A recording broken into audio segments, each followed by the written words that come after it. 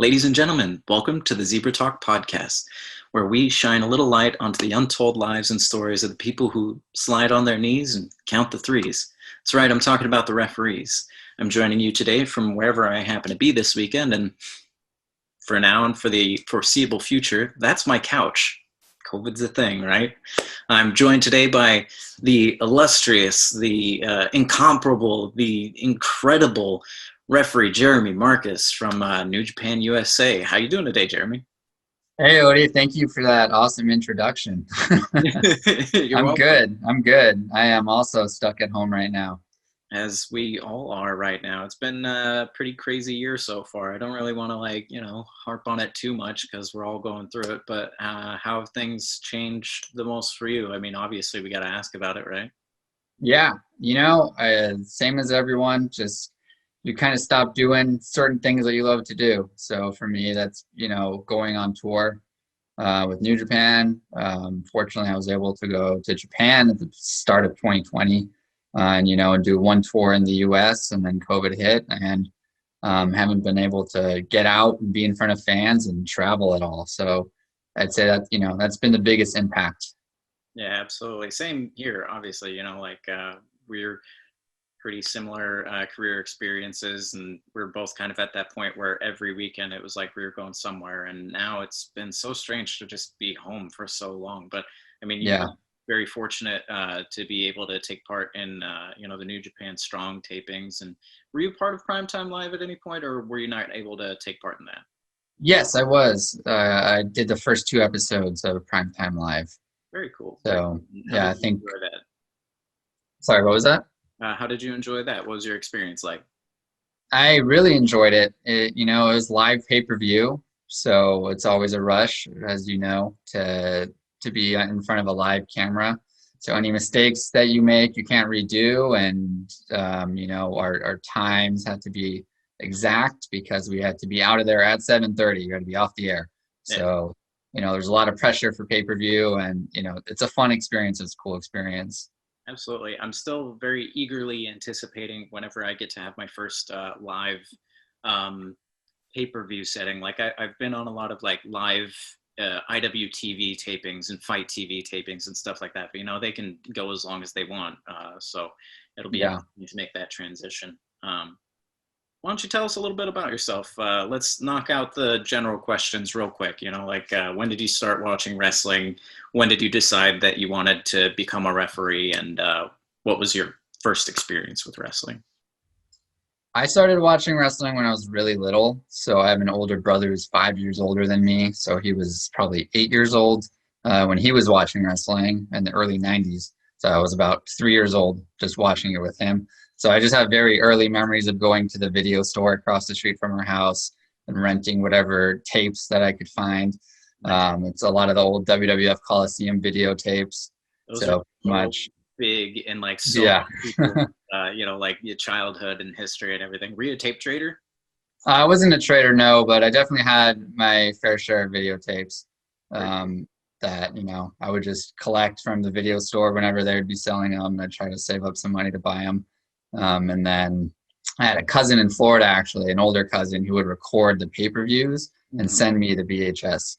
So they would watch the pay-per-views and yeah, legally, of course. Yeah, absolutely. What? You didn't record over anybody's wedding? um, and yeah, and I decided to get into wrestling after my CPA exam, just because I've always loved wrestling. I've always enjoyed it. I've had a passion for it. I wanted to learn as much as I could about it and be involved with it. And I decided to become a referee because I didn't want to be a wrestler. I didn't want to take all the bumps and get beat up, like the wrestlers do. And as refs, sometimes we do get bumped around and beat up, but not nearly as bad. So, I still get to be in the ring. I still get to be a part of the action and be a part of the match, but it's more of a skill set that suits me. Absolutely. I've always appreciated yourself, me, Nick. There's a handful, not even just a handful, but like a whole generation of referees that are active right now that, preceding us, it was more of a rarity for people to join with the intention to become a referee. And I think that's Yeah, kind of a big indicator as to why like the quality of refereeing has like increased, at least on the indies. You know, like televised referees have always been, you know, top notch, but yeah, you kind of get that experience when you walk into a locker room for the first time. At least when we first started, people just, you know, assuming that you were going to be terrible because that was what they had experienced so far. So yeah, we're very fortunate that we're in such a referee surge, I guess. Yeah, yeah. There's a ton of great referees out there. You know, I always appreciate that you, me, and Nick at Championship Wrestling from Hollywood would just be such a good crew together and work so well with each other and learn from each other and grow together. You That's know, we would have people come from out of state and compliment us, three of us, like as a referee crew, and say, "Wow, you know," they would tell Dave, "Wow, you guys have an amazing referee crew." So, I mean, um, you know, it's nice to compliment ourselves or whatever, but yeah, it's all Nick. Like, of or at course, least it was back in when, you know, we didn't know anything. of course. We're incredibly lucky to have Nick there because, you know, as you're well aware, and as the viewers are going to learn or listeners, as they take in this podcast, a lot of referees actually aren't provided with a trainer when they first start in learning how to referee. But you actually had a unique experience. Tell us a little bit about how you transitioned into pro wrestling. Tell us about Santino Brothers and what it was like to actually have a trainer on hand. So I started with Santino Bros in 2013, I think August 2013. Mm-hmm. And, you know, I emailed them and told them I wanted to be a ref. And they said, sure, come on down. And I think my first class, I remember Bateman and Ray's being there. And Robbie Phoenix, of course, was training. You know, there may have been a couple other students there as well. And they just had me ref. And that was my first class. And I was, you know, super nervous for it. Go, right? Like ref. I mean, of course, they blew me up first, and I did a bunch of drills, and I was not in shape at all. So it was a rude awakening. But maybe a month in or so, they brought in Jason McCord, who was their referee, to actually teach a ref class. Mm-hmm. So Saturday mornings at, I think, 9 a.m., we would meet for an hour with just the refs. And, you know, we would just go over positioning and counts and admonishments and, you know, everything that a ref does. And then the wrestlers would come in at 10 a.m. and then we'd have another couple hours of class. And we would do the wrestling class, and all the refs would do the same drills as the wrestlers, and, you know, sometimes even run spots and learn all the moves and stuff. So that was my experience for the first 4 or 5 months. And then I debuted at the Santino Bros show. And then I would still go to training, but it would be a lot of wrestling based training. So I'd actually learn how to wrestle. Sure. And I did that for about a year, or maybe a year and a half. What was your schedule like when you were training? Was it like every day? Was it a couple of days out of the week? It was usually just one day a week that I would go. Okay. So cool. I think it was usually on Saturday that I would go. Gotcha. And so Jason came in and was giving you this like kind of crash course introduction into, you know, how to behave as a referee, how to, you know, give admonishments, like you're saying. Can you give us a little bit more detail about like what admonishments are? Like that was a word that I was familiar with, obviously, like, you know, just from vocabulary or whatever, but like I had never really heard it used as often as in professional wrestling. Go into a little detail about that if you don't mind. Yeah, absolutely. So anytime a wrestler breaks a rule, you have to admonish them for it. So if a wrestler is choking another wrestler, you know, they have to the count of 5 to break it. Otherwise, they're disqualified. But you also have to give them a verbal warning afterwards to let them know that they're not allowed to do that. Drill that in, you know. Yeah, keep on them. You know, I'm sure in the heat of the moment, they want to do things like choke or gouge someone's eyes, or you maybe use the ropes illegally or something. You know, and it's up to us to remind them that it's not okay. It's not within the rules. Absolutely. Tell us a little bit about your first show that you were on. How long into your training did it take for you to make your debut? You were just talking about it a minute ago. About 5 months into my training, I think. So I debuted in January of 2014. And yeah, I don't remember a whole lot. I just remember being really nervous for it, of course. I had bought a rep shirt from Big Five that was near Santino Bros, and it was still in the bag. And I showed up into the locker room, and Jack Stud came up to me and was like, "You've got your gear in a bag?" And I was like, "Oh, it's my rep shirt. I just bought it." He's like, "Oh, you're a ref? Okay." I was like, I get "Ah." it, brother. I mean, at least you got mistaken for a like wrestler when you walked into the I locker room. guess. Everybody looking at me whenever I walk into a locker room, they don't even think I'm a ref. They're just like, "Why are you here? Oh, that's terrible. Get out of here." Do you remember who your first match was? It was Pinky and Don. Did that? How did that go for you? What was your experience like? I think everything just moved a lot faster than I was expecting, Sure. and I was nervous, but my trainer said I was ready at the time, then I was ready at the time, and I just went out there. I don't really remember the specifics of the match. I remember after the match, I think Pinky had won, and so Donnie did like the strikeout kid gimmick. It was like a baseball gimmick. Yeah. So he came out with a baseball bat, and he asked me for the bat, and he was like laying down in the middle of the ring, and I like brought him the bat and was hovering over him like, "Here's your bat," and he was like still selling, and it didn't make any sense and looked weird, and he was like, "Next time just leave it on the apron. I'll go and get it." What's up, you? And he's like, "Hey, you're the ref. Why'd you bring me a weapon?" Yeah.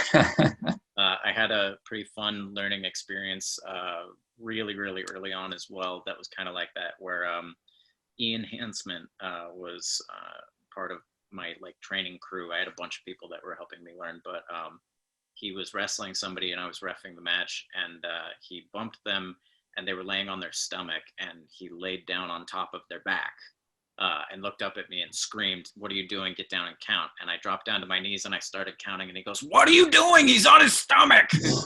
Like, you're right. That's a really good way to teach me that lesson. Thanks. I appreciate that. I'm never gonna do that again.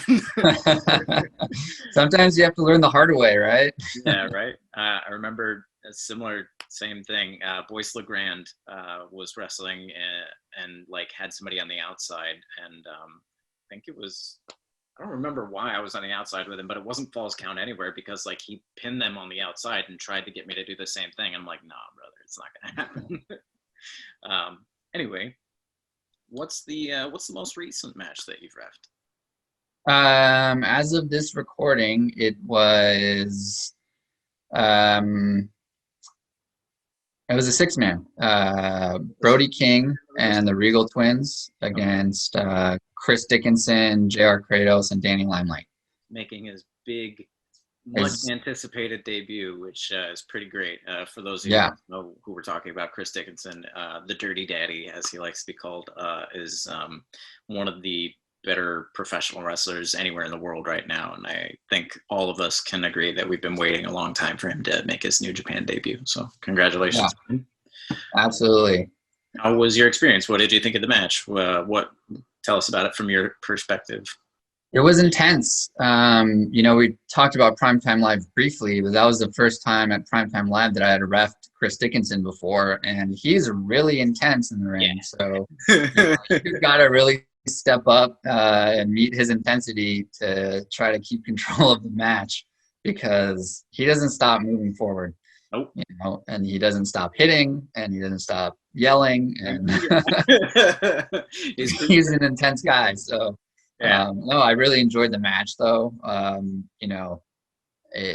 It's been one thing that I've learned a lot at New Japan is how to try to get better control of a six-man tag or an eight-man tag, because, as you know, they break down pretty easily. Yeah, absolutely. So just trying to keep everyone on the outside of the ring when they're on the outside of the ring, make sure they don't all rush in, and have eyes in the back of my head while keeping an eye on the action in the ring.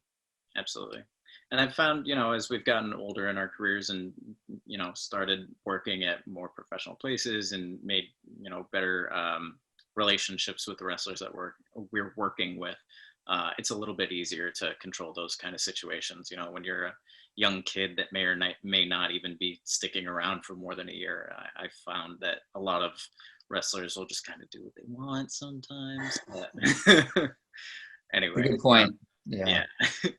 yeah. What would you say is, if you can't isolate one, you can mention a few, but like, what's your favorite match? Do you have one that you've participated in? It's such a tough question Right? to answer, and When people I ask me think this, I'm like it boring. changes. It Yeah. changes, and I feel like I have different favorites throughout different parts of my career. Like early on in my career, I refed Che Cabrera against Brian Kendrick for the Santino Bros Heavyweight Championship, and I think that was my first title match that I did, and that was one that was just really special to me. Yeah. Um, As it should be. I mean, that's a great match to be able to ref. yeah, absolutely. Obviously, getting to ref the LA Dojo Boys inside of the Tokyo Dome at Wrestle Kingdom, was surreal and a special moment. That was really cool. What Um, what was that like? Like, describe, your feelings. Like, describe just from being backstage to getting to the ring. Like, did you just go ahead? just before the show even started, just being there and them doing the video test and the sound test and everything, and just hearing everything just echo Yeah. throughout this huge dome was insane. I know, and Rocky Romero came up to me and he said I looked really nervous, and I was like, yeah, maybe just a little bit. um, but just walking out to the ring, we as the refs, or at least me, especially on the pre-show, didn't walk down the ramp that the wrestlers use. I walked through the side, or from the back, the other side of the ring. Sure. So I was walking by all of these people and just seeing how big everything was. Yeah. um, it was an awesome feeling, and just being in the ring, just trying to tell myself that it's the same thing that I've done everywhere else. It's Yeah. wrestling. It's funny So that you mentioned Rocky saying like how nervous you look, because in my experience, knowing you and working with you and being friends with you, I've found that you are probably the most nervous referee I've ever met. That is also like the most professional and like talented referee that I've ever met. Like, obviously, there's varying degrees of like capability and talent and stuff like that, and we'll get there eventually, right? But like, your capability inside of the ring does not match, like it doesn't justify how nervous you are. I'm always like so confused when I see you like sweating bullets backstage, and I'm like, Jeremy, do you know how good you are? Like, shut up. You're fine. But thank you. Yeah, usually it's fine, but I always get nervous. Even going in front of 5 people, I would get nervous.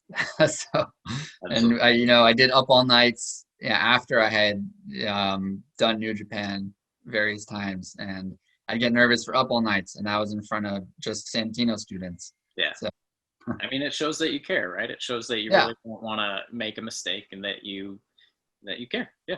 yeah. So would you say that that was your favorite match experience, or do you have one that you'd rather kind of slide into that slot? Mm, that, I mean, that probably was my favorite.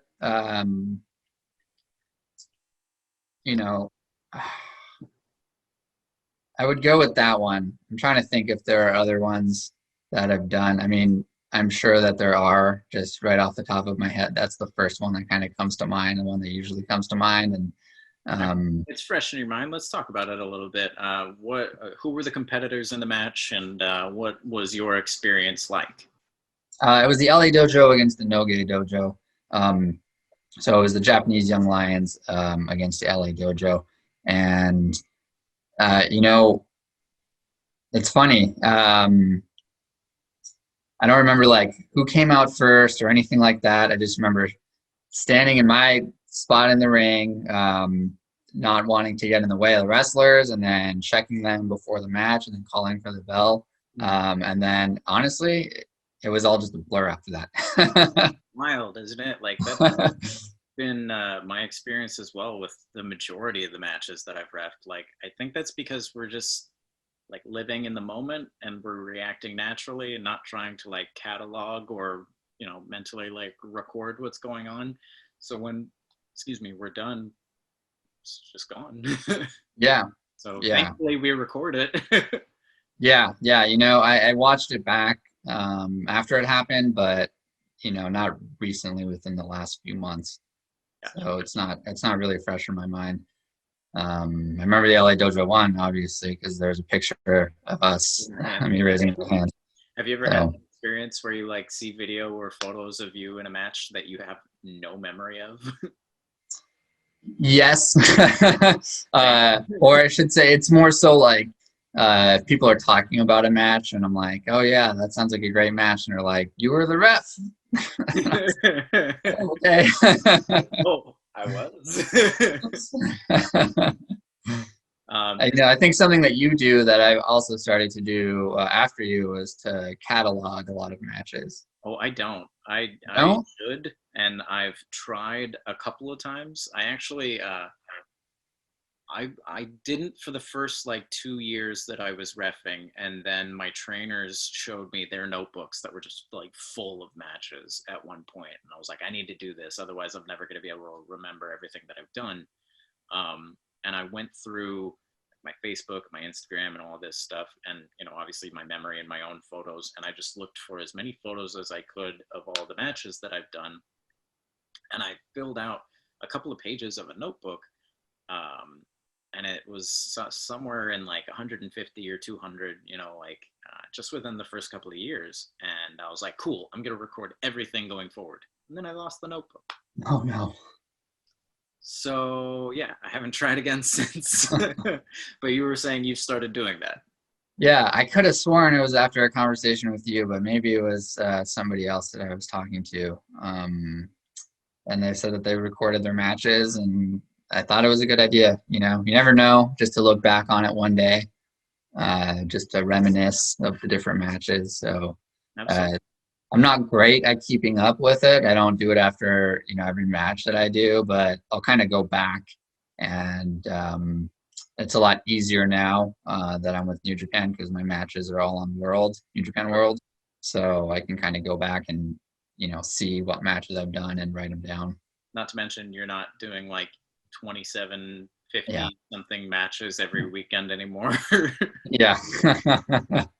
Do you have a match style that you prefer to ref, or one that you don't like to ref? What are your opinions going in? Like, if you had your pick of the card in front of you, like, what do you like to do? What do you not like to do?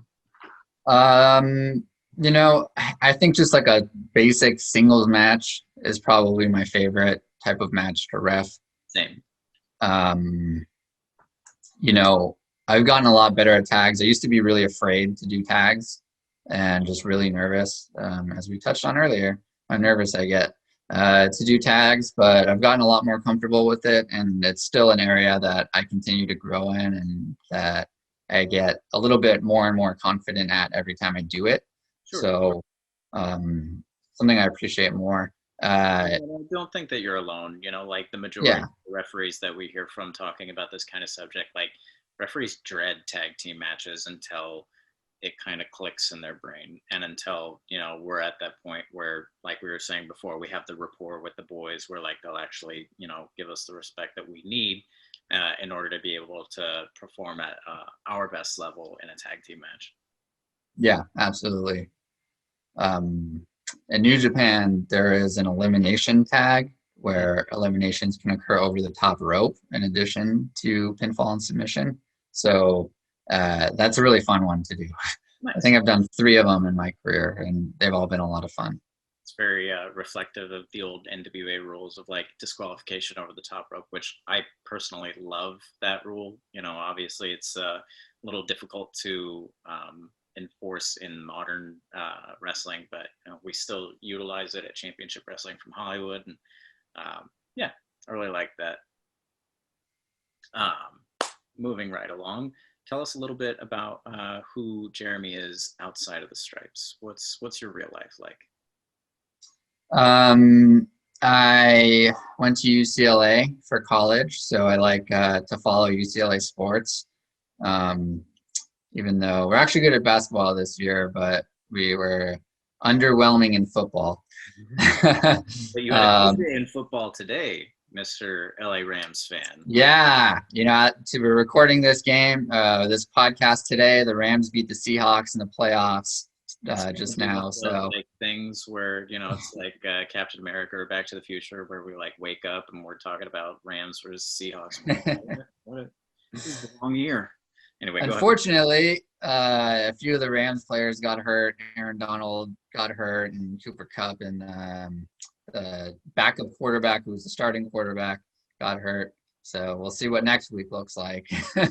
But hey, anytime you can beat the Seahawks and beat Pete Carroll, who used to be a USC coach, just warms my heart. I'm sure it does, with the intense rivalry. It's funny the way that like sports rivalries like kind of permeate even through like the consciousness of people that aren't that into sports. Like I'm, a self-professed like Raiders fan because I'm from Oakland, but I don't really watch football that much, but I sure do know all about the rivalry with the Kansas City Chiefs. Do you have any other sports that you like to watch or any other kind of stuff that you do in your free time? I do like to watch basketball, NBA, the Lakers, who just won a championship last year. What? Oh, yeah. Dynasty. Oh, yeah, defending champs. And MMA, I like to watch UFC, and, sometimes I'll catch a Bellator fight if I have the time. Very cool. That's actually something that I really miss doing, is going to those fights, just because like at a wrestling show, I'm always working, right? So at a fight, I can kind of sit back and relax and just watch it and just really enjoy the atmosphere and not have to do anything. Absolutely. And not feel like I need to do anything. You had a pretty great opportunity to sit back and relax a couple of weeks ago. Did you enjoy Wrestle Kingdom? I'm sure you did. What'd you think of the show? Oh, it was great. I loved it. So many great matches. Obviously, everyone is going to talk about Kota Ibushi and Jay White wrestling for 48 minutes. Yeah, right. Which was insane. But top to bottom, like both nights were great, and I missed being there, of course, but it was nice. It's always great to watch it, and I was happy for everyone that was there. Absolutely. I was happy for Jeff Cobb, who it was crazy to see. You and I both know from the country time on the Indies, yeah.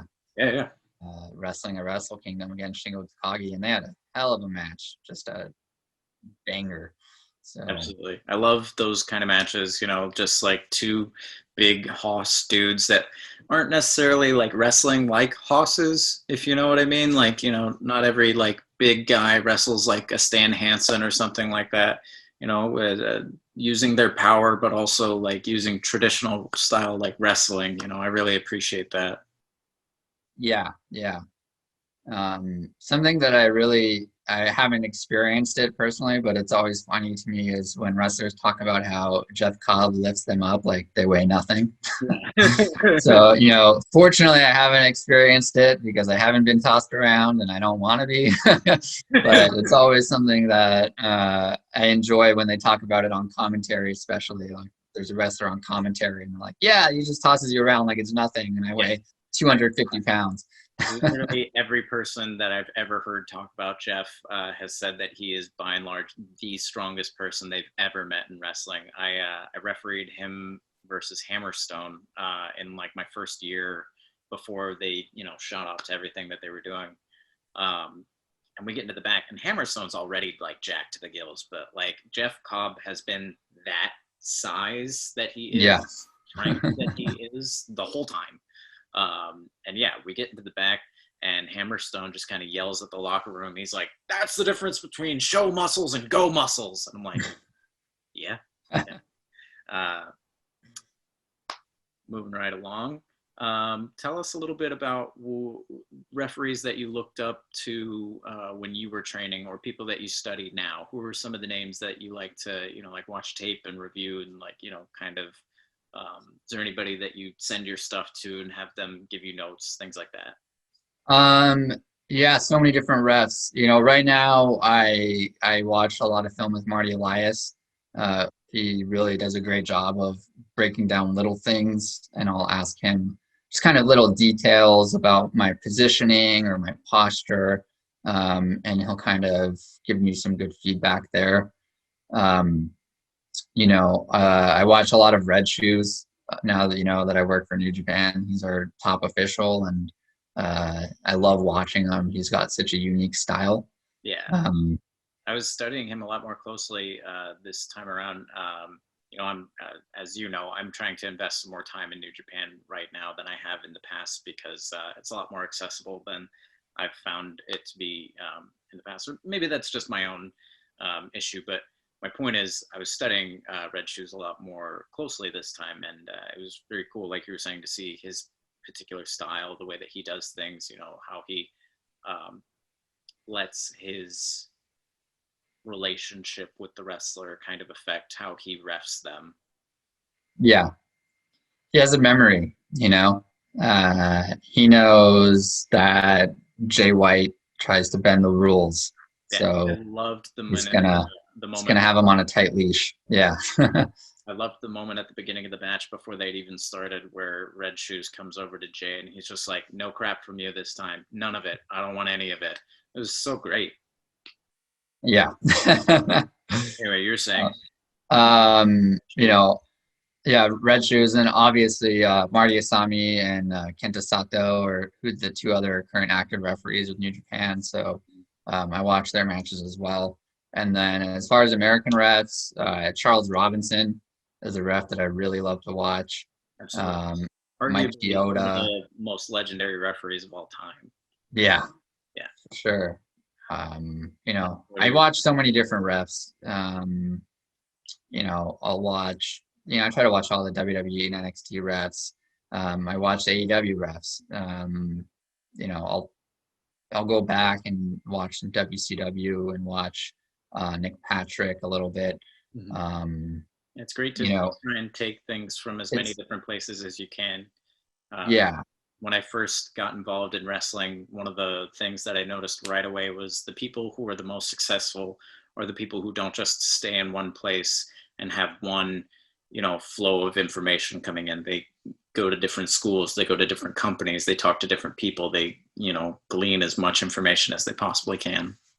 Yeah, absolutely. And you're actually, fortunately for the kids in Southern California right now, in a position like that yourself. You have started your own referee class. How's that going for you? Yeah, it just kind of naturally happened. I was going to teach 5 weeks in our Santino Bros Advocates class, which is everything but wrestling, so that they can learn, the different skills outside of wrestling. Reffing, commentating, announcing, filming, audio, whatever, everything to make themselves valuable to a wrestling company. So I was going to do 5 weeks of just kind of like a referee crash course. Sure. And then COVID hit, so I didn't actually get to do that. And I knew that one of the students wanted to be a ref, and that's why he joined. So I connected with him and we started watching film, and he said, oh, there are these other 2 students who are also interested in being a ref. And I said, oh, okay, great. So the 3 of us got together and have been doing Zooms, almost every week. Yeah. We've brought in different refs, like you've come a couple of times to teach. You. Yeah, you. No. I don't. Yeah, you. Actually, I'm like anxiously awaiting whenever I feel comfortable enough to have my own class. I love teaching refs, but go ahead, keep going. Yeah, no, you'd be great at it. And it, you don't know how much you know until you start talking to people that are just breaking in, and you're trying to give them the best advice that you can, and bring them in the right way. And fortunately, I've been able to talk to Chaos a lot and learn from him as far as how to effectively teach them. And he'll come to some of our classes too and kind of give his input, which is great. But, at this point, we've been going pretty much since the start of quarantine almost. And we're ready for this vaccine to come so we can get in the ring and have some practice matches and, get these kids on the road.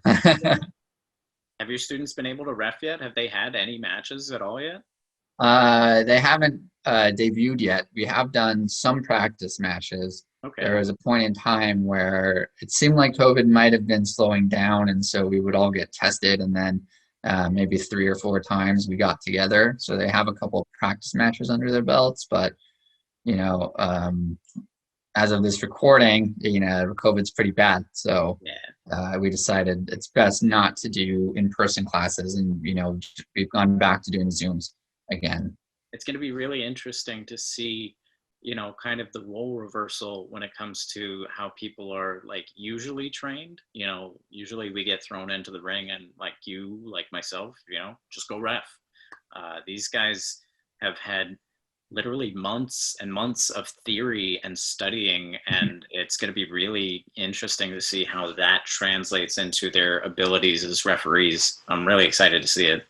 Yeah, me too. And they think that they may not be ready to get in there and ref. It feels like if they had to go ref a match, they would be thrown into the fire.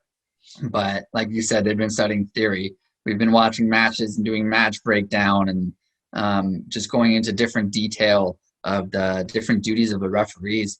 That I feel, they can probably hold their own more than they think. And it'll obviously just come down to getting in the ring and having that experience, because there's no substitute for experience. You just need to get the reps. And with them, it'll be no different. But, I think they'll be able to recognize different parts of a match and different interactions with wrestlers. And we were talking about admonishments earlier, when to be more stern, what's kind of a casual admonishment if the wrestlers are locked up and they're in the ropes. Maybe you're not going to be as heavy-handed as if they were using the ropes to choke another wrestler. Sure. So things like that, when to really use their authority and step in when it's necessary. So I think they'll have a better grasp of that, having studied it for a few months. Definitely.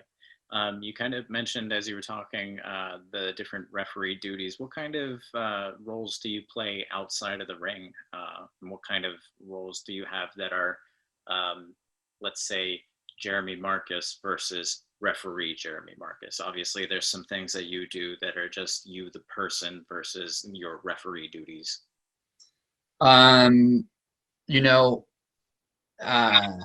With New Japan, I have so many different tasks that I do outside of the ring. So, I help book the travel, the hotels and the flights. Right now, I'm in charge of the COVID testing. So I book the COVID tests, and I've fortunately. When you say that you're doing work for New Japan, do you mean specifically New Japan USA or New Japan? So New Japan of America is owned as an American company that's owned by New Japan in Japan. So, I'm employed by New Japan of America, Gotcha. but we are a subsidiary of a larger company. So the work I do mostly now is just in America. So it'll be like I mentioned, the travel, the COVID testing. I'm kind of like a wrestler liaison. If they need anything, when we're on tour or anything like that, or if the young lions need anything at all, they'll come to me, and I, try to help them find whatever answers they need. I clean the dojo. I will contact venues. I'll do, whatever work needs to be done, different admin and, jack of all trades. That you had to do for your work now? Sorry, what was that? What's the strangest task that you've had to do so far? I mean, that's a good question. COVID testing in general is pretty strange. I mean, that is strange. And I talked to Kevin Kelly one time, and he's like, I bet you can't wait for this COVID stuff to be over. Yeah, right.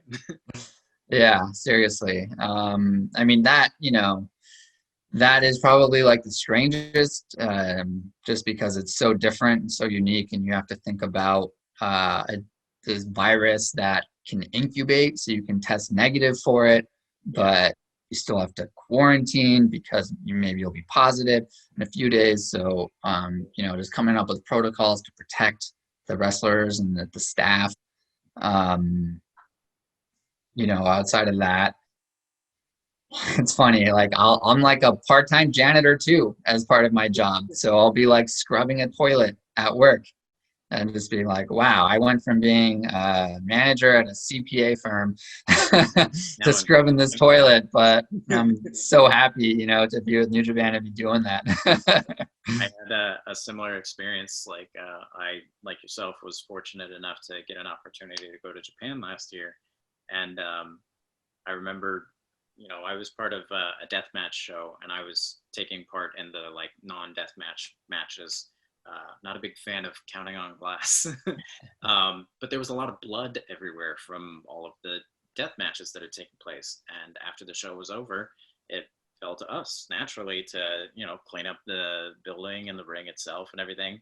And yeah, it was just kind of a very sobering moment, a very humble moment, but also a very like happy moment to be on my hands and knees cleaning I don't even know whose blood off of the ground in Tokyo. Like, Yeah. wow, this is probably the most wrestling experience I'm ever gonna have. It was pretty great. Um, I'm assuming that's the farthest you've ever traveled for wrestling, but not counting Japan, what is the furthest that you've ever gone? Probably Israel. Oh, I meant in Yeah. wrestling, but Oh, I'm that's sorry, in tell me about wrestling. that. I No, didn't in know. wrestling, the furthest I've gone would be New York. Okay, very cool. You went for Uh, WrestleMania. We were for rooming together about a year or two Yeah, ago, right? Yeah. yeah, Um, yeah, yeah. Um, and I think I had gone one other time. Oh no, that was Philly. I think I did CZW, or maybe that was in New Jersey, I guess. And then I was also in Philly a different time. Kind of funny that we bring that up, the whole like going to New York together and staying in the same place.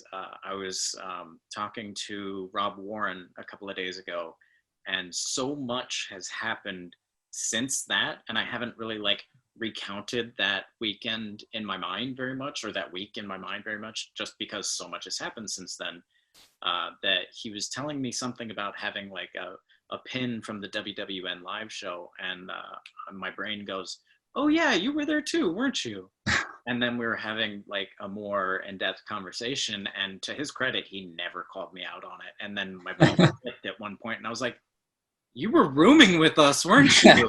He's like, "Yeah, yeah, I was." Sure was. Oh man, I'm so sorry, brother. It's wrestling, like Yeah, you meet somebody like four times and every time feels like the first time, but you guys have spent hours and hours together, but you meet so many people and travel to so many places, it's easy to forget things. yeah. Him and Chris Bay Yeah, was also crashing with us. it was pretty funny to have Chris Bay tagging along for all the like referee outings that we had. That was pretty great. I will never not get a kick out of him being in the picture of the first Zebra Talk breakfast. Yeah. Just chilling there like, yep, I'm here too. Special guest referee. Yeah, right. We really do got to get him to do a special guest ref spot at some point. I wonder if he's ever done that. What was your experience like with that week? Did you enjoy yourself? You got to debut while you were there, right? That week, I'm trying to remember um, what shows I even worked. I did WrestleCon. I did a WrestleCon show. I actually just happened. I did three in the same day, I think. I've wanted to be I a went part in of the WrestleCon morning for so long. for one. Yeah, they're all in the same building, in the same room. So I went for the morning one, and then I just kind of hung out. And then the one after that was Rev Pro with a lot of New Japan guys. So Yeah, they recognized me. And then Chris Roberts, who was a referee for Rev Pro at the time, who's now with NXT UK, I believe, um, said that the other ref that was supposed to be there didn't show up. So he's like, hey, do you have your gear with you? Do you want to ref? I said, yeah, of course, absolutely. Why So I not? did a couple of matches on that show, which was amazing. And then whatever the nighttime show was, I did that one too. And It's funny yeah, how it was a long you get day. put It was into so those much fun though. situations. It's funny how when you get put into those situations where, it's just like a matter of convenience, pretty much. They just see that you're there, you have your stuff, you didn't suck. All right, cool, keep going, keep going, keep going. Yeah. Obviously, you've been able to cross a lot of goals off of your list. Been able to work in a lot of amazing places with some really incredible people. You have made a hell of a career for yourself, if you don't mind me saying so. Like, if you were to quit tomorrow, like, there's a lot of people who would probably spend their whole career and not be able to match some of the stuff that you've done. What's left on your list? What do you still want to accomplish? Where are your goals lying? Obviously, you're going to be with New Japan for a while, but I'm sure you still have a few things on the horizon that you're looking towards. You know, right now I just am really focused on getting back to Japan. It, you know, in theory it'll happen, but I don't know when. So I'm just doing what I can to prove myself, every day to my boss that I deserve, that I'm valuable to this company, and I deserve the plane ticket to go to Japan. Absolutely. Um, so that's kind of my goal. I want to do a singles match at Wrestle Kingdom. Love to do a singles title match at Wrestle Kingdom. So, you know, uh, with New Japan, there's kind of a referee hierarchy. Yeah, So I know that I just kind of have to wait and just keep working hard, and eventually I'll move up and I'll get that opportunity. So, I see Red Shoes doing a 48-minute match after he just did like a 25 or 30-minute match back to back. yeah, right. And that's, to me, like, that's what I aspire to do. Yeah, Something like that, and to do that at such a high level. I think New Japan is the best wrestling in the world. And for him to be able to ref, the main event and the co-main event of Wrestle Kingdom, and obviously he's sweating, but he does a great job with it. That's what I want. yeah, To me, I'd consider that to be a successful career. And as long as I'm learning and as long as I'm growing, then I'm happy. At the end of the day, whether it's within wrestling or, in the grander scope of life, I think it's important for me and for us to just grow as individuals, to learn and, become better people. absolutely. You've been ramping up your fitness a lot in the last year or two. Do you have any like fitness goals that you have in mind right now? What kind of things are you doing with that these days? One goal that I have is to gain a little bit of weight. So it's always been something that I struggle with. And, whenever I tell that to a lot of people, they're like, I wish I didn't have to, I couldn't gain weight. I'm like, maybe it was Chris Tucker or somebody said, like, a fat person wants to be skinny, a skinny person wants to be fat. Everyone has their own issues to deal with. So, Right. Grass is always greener. yeah. So I weigh 155 pounds. I'd like to get up to 160, and then 165. And, so I'm eating more, trying to be more conscious of that, reminding myself every couple of hours to just have something to eat. So, it's a gradual change that I can be consistent with. So it's not like some huge sweeping change to where I'm now eating so much, I'm going to be one of these huge wrestlers, but it's enough for me to, remind myself, like, hey, if I haven't had something, a peanut butter and jelly or a yogurt or something, in the last couple hours, like, eat something. Going, keep Yeah, that metabolism running. exactly. And then, I don't really have like goals as far as I need to lift this amount of weight. I don't really care about lifting super heavy weights. Sure. I think the most I've ever deadlifted was 225 pounds. So, because of Not normal. COVID, I haven't been able to really deadlift until recently again. So just getting back there, and I guess just being able to beat that at some point would be really cool. But my biggest thing was always just being able to push myself. And, it's just kind of a personal journey. Like I work with a virtual trainer, and I tell them, like, I just want to be able um, to have the feeling of wanting to quit and then overcoming it. Yeah. So, I told them when he writes my workouts to write that and, keep that in mind. That's for me has been the biggest growth recently. And I, can attribute that a lot to working out just because I've had to push myself through exhaustion, to keep going, especially on some of those cardio days. So, it's just, kind of just getting better at whatever I'm doing. If I use the assault bike, going a little bit faster on it, before my legs blow out. uh, just being a little bit better at whatever I do, I guess, each time.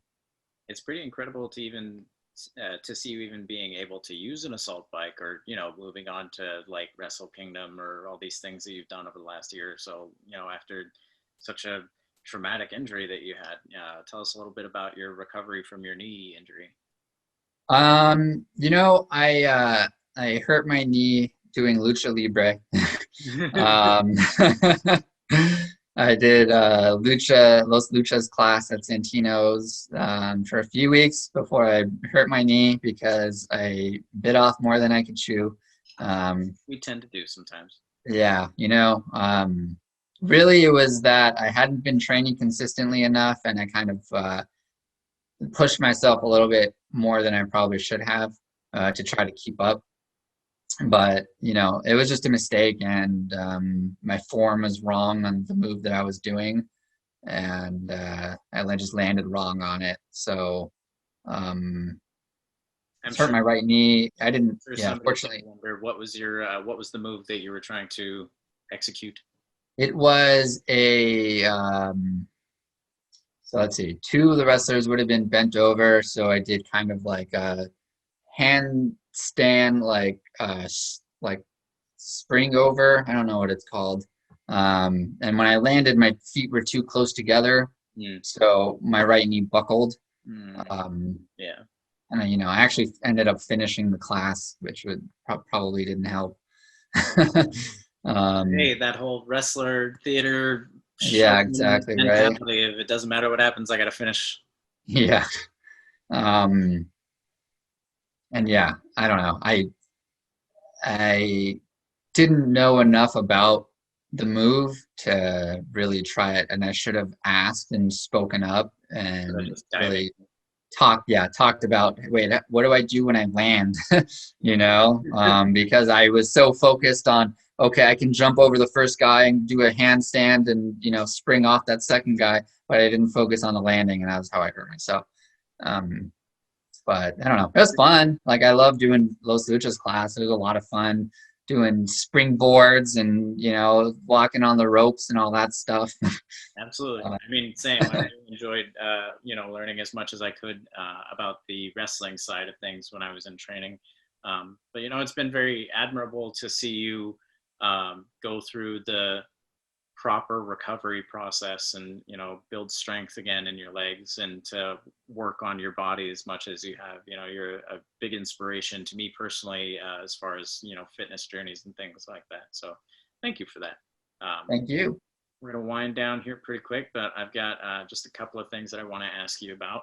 First and foremost, because I'm sure whoever watches this is going to wonder, as I have been, what the story behind that picture behind you is. That is a caricature of me from a holiday party at my old job. And we had a caricature artist there, and mine was the only good one.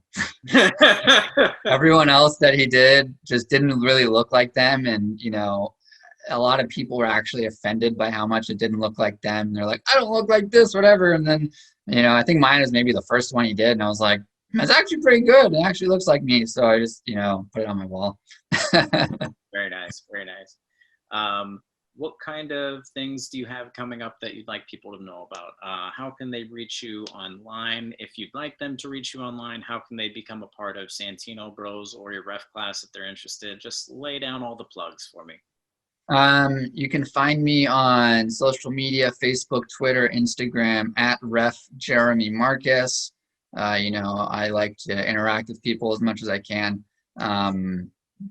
So definitely, feel free to give me a follow and say what's up. Literally say that, what's up? What's up? Yeah, maybe a little bit more, I'm on New Japan Strong every Friday night on New Japan World and Fight TV. And if you want to join the Santino Bros, we're not accepting any new students into our ref class right now, but I'm sure there will be future opportunities. I would just follow Santino Bros Wrestling. I'm not sure their Twitter handle or their Instagram handle, but if you search for Santino Bros Wrestling, I'm sure that'll be the first thing that comes up. And keep an eye out. I know right now they're doing online courses that's open to anybody, so you don't need any kind of experience at all within wrestling, and that's just similar to what I'm doing, is just giving people a foundation and an understanding of wrestling so that when we are able to get back in the ring, they can kind of hit the ground running. Absolutely. And for those of you who are wondering, what Santino Bros is all about, I will personally vouch and say that Santino Bros is one of, if not the best place to go and learn how to do literally anything in professional wrestling in the Southern California area, maybe in California altogether. They're top-notch professionals. Obviously, things are a little hard right now, but when the world starts again, as we like to say, Santino Bros is one of the most highly recommended accredited schools that you could take part in. Absolutely. Yeah.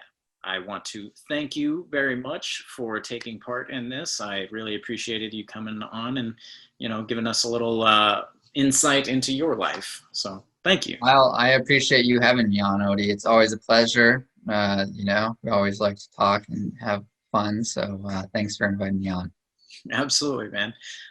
Thank you, folks, for tuning in to the Zebra Talk podcast. If you would like to know more about us, you can find us on Instagram, Twitter, Facebook. It's all YouTube now. It's all at Zebra Talk 123. If you would like to help support the Zebra Talk Fund, you can find us at prowrestlingtees.com/ZebraTalk. Or if you want to get one of these killer tracksuits, you can reach out to me personally. Just email the zebratalk123@gmail.com. Thank you so much for watching. Jeremy, thank you for being here.